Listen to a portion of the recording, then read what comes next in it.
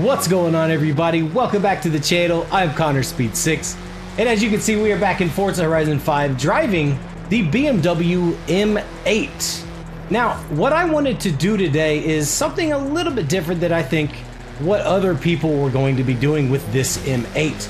I know it's been out for a couple weeks now, but I was on vacation, so I didn't actually have a chance to toy with the car in any capacity until today.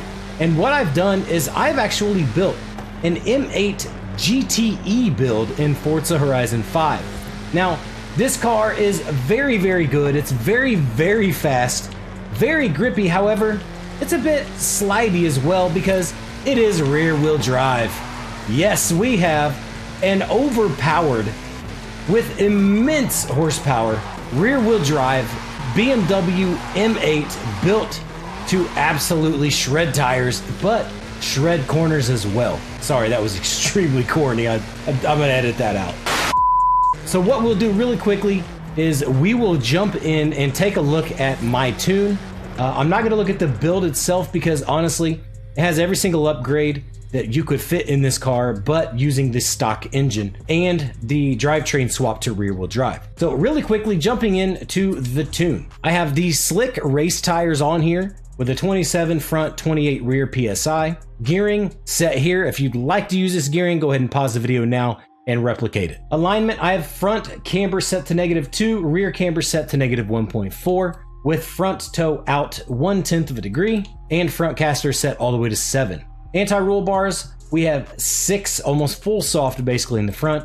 In the rear, nearly midpoint here, because if you go too stiff in the rear on this car in rear-wheel drive because of the amount of power it has, it will just simply turn around on you every single time you get on the throttle. Springs, 749.8 in the front, 980.2 in the rear, with the ride height as low as possible. 7.4 on front rebound, 10.8 rear rebound.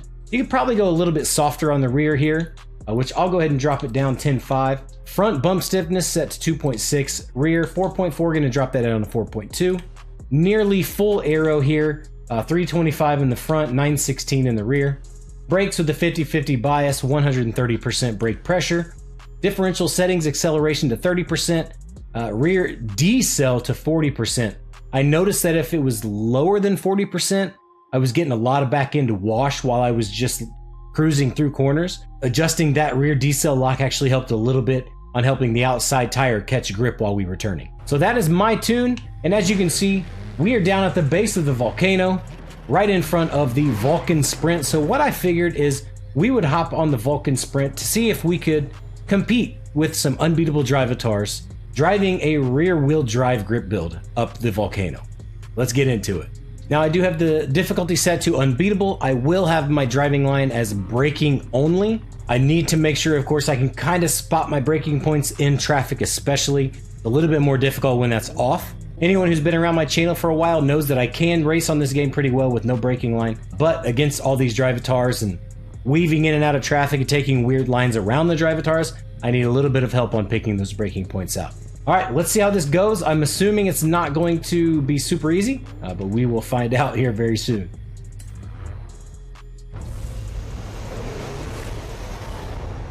All right, now of course we're gonna take a little bit longer to get going because we are in rear-wheel drive. But as you can see, second gear takes us up over 100 miles per hour. Oh, it's really difficult to put the power down at points, but this thing actually picks up speed like no one else's business once you put the power down. We are already flying at 140 miles per hour. 2 double apex corners. This is really like a quad apex corner here.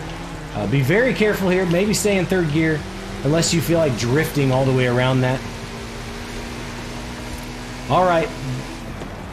Not looking so great so far, especially with AI cars dive bombing me on the inside. But it is what it is. I don't actually think we're going to be competing up at the front because this thing is so powerful. It's ridiculously hard, honestly, to put power down without just completely spinning out. It just wants to eat. Short shift into third a little bit there. I am not gaining any ground. In fact, I am losing ground to the AI cars behind me. While it may not be the fastest build on the grid, it is a hell of a lot of fun to drive. It'd be more competitive on a more high-speed sprint type circuit, or event rather, not a circuit. But these tight, twisty circuits or events definitely are not the friend of a rear-wheel drive car with insane amount of horsepower. Oh, we lost it a little bit there. Yep, still struggling. Oh my gosh, I'm not even going to finish in the top 3 or 5. There's no way I'm coming back. It feels ludicrously fast, but I think it's just because it's on the ragged edge every single time you turn and accelerate. I think that's really the only reason it feels fast. We may actually do some catching up. Oh, a little tap of the wall. We may be able to catch up a little bit through here, as long as I can keep it clean. Ah, I should have dropped it into second gear there. All right, get the power down. This is going to be rough up here through these little S curves. God, the P1 car is way out in front already. Little lifts of the throttle. Come on, baby. Oh, I can't even catch up. There's no way in hell I'm catching up with these cars. Oh, we're going into some snow. Oh, that's not good. I'm on slicks. Oh, damn it. 9th place. Oh, 9th place in this M8. That is not good, y'all. However, I did put in a 2-minute 49-second time. That's actually pretty decent. That's a lot faster than I thought it was going to be. But, damn, I had no chance in hell at beating those Drivatars. I think it was just because of the horrible start at the beginning. Unfortunately, you're just sitting there spinning tires in first gear. And first gear actually tops out at like 70-some miles per hour. This just has an immense amount of power, and it's really difficult to put it down. So let's actually turn around and go down the hill, shall we? Again, struggling to put the power down, of course, in first gear. Going to mid 70 mile per hour mark. And now we're just going to be hauling ace down the hill. Let's see how well this thing does. Oh god, the snow is sketching me out. Even though it's not like major on the road or anything like that, it's still sketchy. Alright, third gear here. Coast around this corner a bit. Power down late.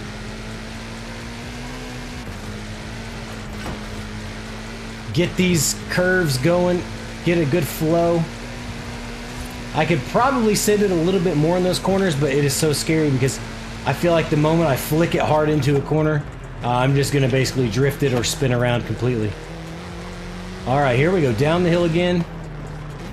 Oh, let's see if I can get 0 drift points. Going down the mountain in a rear-wheel drive car with way too much power. I almost put on the semi-slick compound in this, but I decided to do the slicks because I assumed it would be more grippy, but I'm not really sure. What are your guys' thoughts on the semi-slick versus slick tire? I know they've been compared a little bit in the past, but is one really more grippy than the other? Oh man, if I can get 0 drift points down this hill, that's gonna be more impressive than getting up the hill and not finishing dead last. Oh, we are moving. Man, this thing stops like a beast too. Very, very good under braking. But here we go. Still cruising through the drift zone with 0 points. Oh, come on, don't slide it. Don't slide it. This is going to be the tough one right here. Nice and smooth. Hey, let's go.